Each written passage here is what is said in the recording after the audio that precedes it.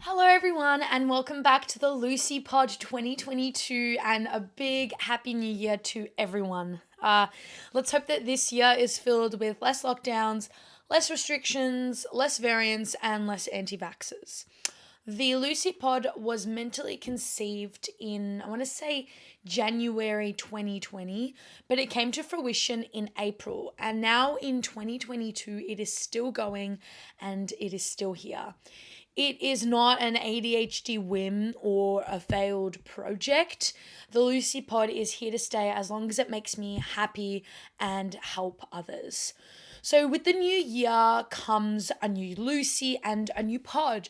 There's going to be interviews, Q&As, a new style/series of episodes, and just so much more for all of you to enjoy. 2022 is going to be an interesting year. For the first 6 months of this year, I'll be interning at the French consul and working part-time. The second half of this year will hopefully be spent completing a master's that I am happy with. I don't know what this year holds, but what I do know is that I'll still be ADHD and I'll still be unhappy with the lack of ADHD representation in the world. Also, another massive announcement. My podcast, the Lucy Pod, had a really good performance in Apple Podcasts and it was ranked in position 224 in the category of mental health in Australia, which is pretty awesome.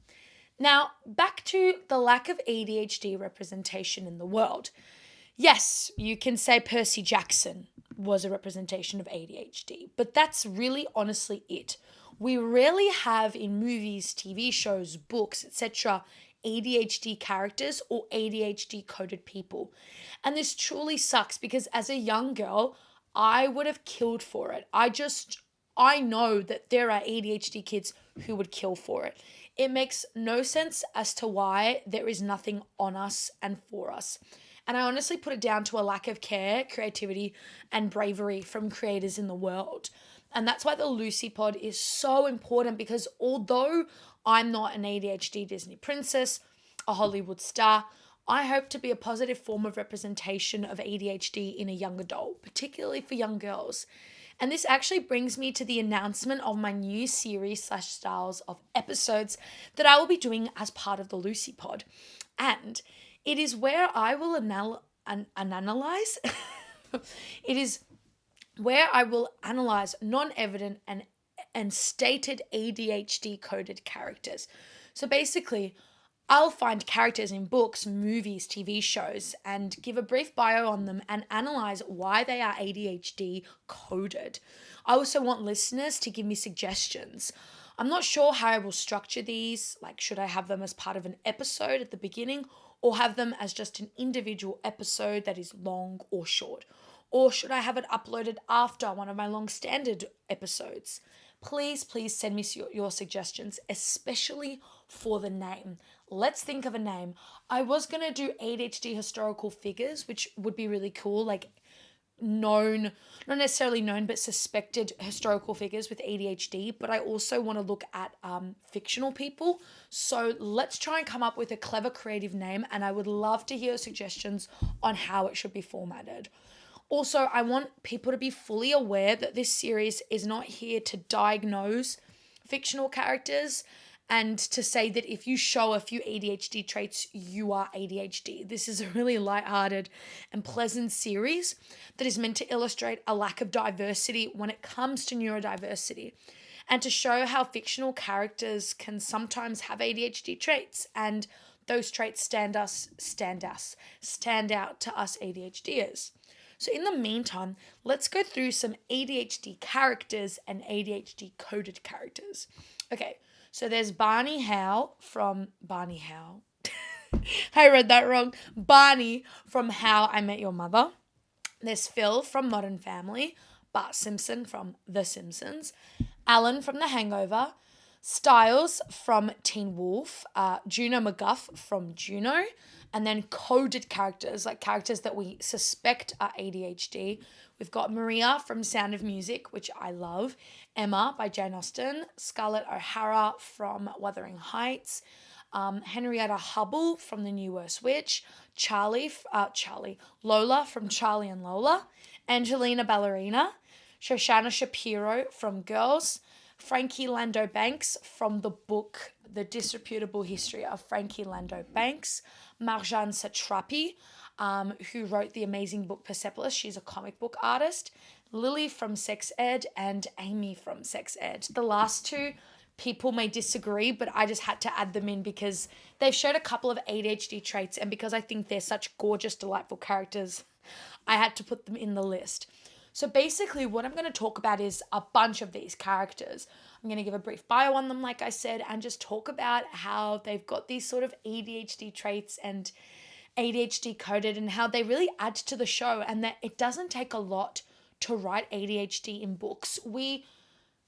Of course, ADHD exists on a spectrum, and there is no one way to portray it. And ADHD is very complex, and it will always be complex.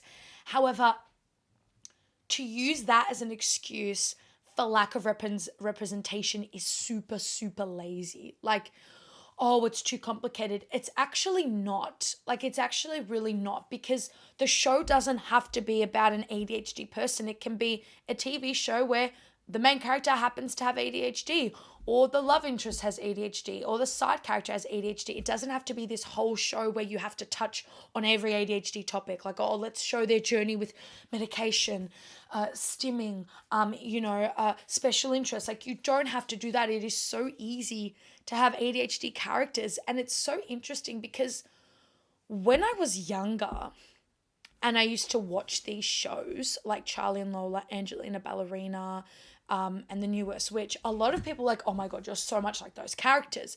And, Charlie and Lola, Angelina Ballerina, and Henrietta Hubble, they're all children, which I just put that down to, yeah, they're mischievous children. So am I. Like, that's why people can see the resemblance in me. Hetty Hubble is a naughty girl. She's cheeky. I used to be very cheeky. I used to kind of put it down to that. And now looking back, I'm thinking, well, yeah, they probably are like me, because they're so ADHD coded, because they don't think before they talk. They can't sit still in their seat. They have a beautiful, wide, overactive imagination, and they hop from one activity to the next. They get an idea in their head and don't necessarily follow it through, and then it kind of blows up in their face, literally, with Henrietta Hubble. So it's kind of funny how I was kind of not compared to these characters, but sort of I was likened to these characters. And then now looking back, I'm like, yeah, duh, like obviously, because they're so darn ADHD. I mean, even watching Juno again, you're like, of course she was. Like, absolutely. Watching Modern Family, you look back and you go, of course he was. So it just doesn't make sense as to why there's not more. Like, I watch a show like Sex Ed, which it's so fantastic because it's been able to touch on a range of issues and intersectional identities, right? And they're slowly, even talking about stuff regarding mental health and such, and disability, which I think is great.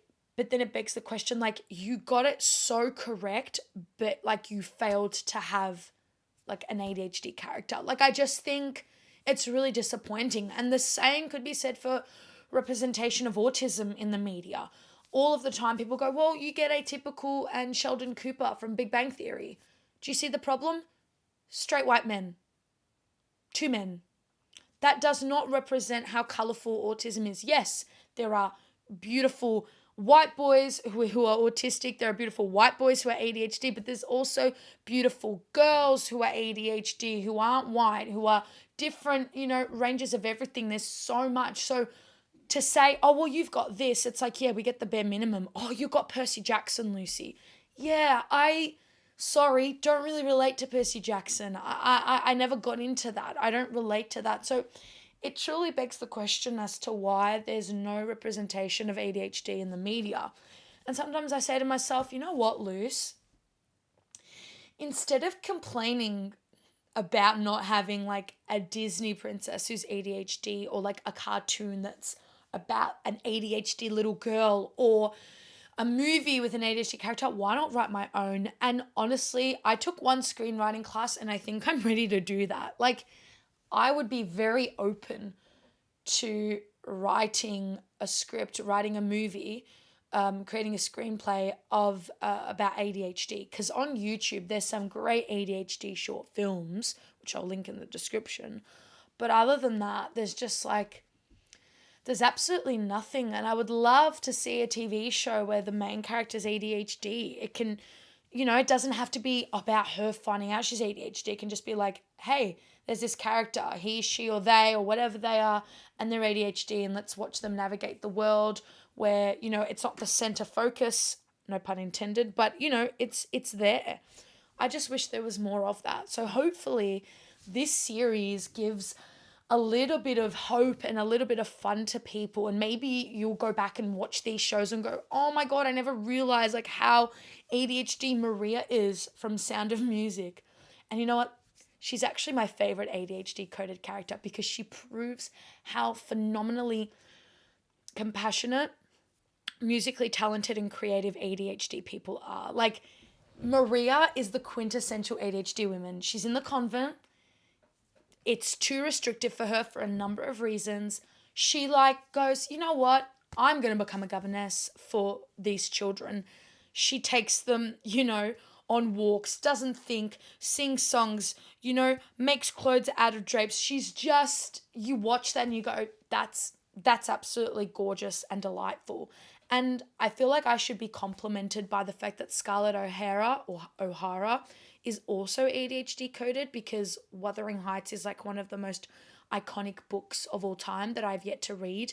And it also makes me think of Kate Bush and the song Wuthering Heights. So you see, it's just a beautiful mix. It is a wonderful mix. And I honestly can't wait to talk about these characters with you and about these new series. So please, if you have any suggestions about names for this series, about how you want it structured, please let me know. I love feedback. I always ask for feedback on everything I post. So whether you give me feedback on Instagram, Facebook, on my website, there's a feedback form. Please give it to me. It's the way in which that I get better with the Lucy Pod, and the way in which you can enjoy the Lucy Pod.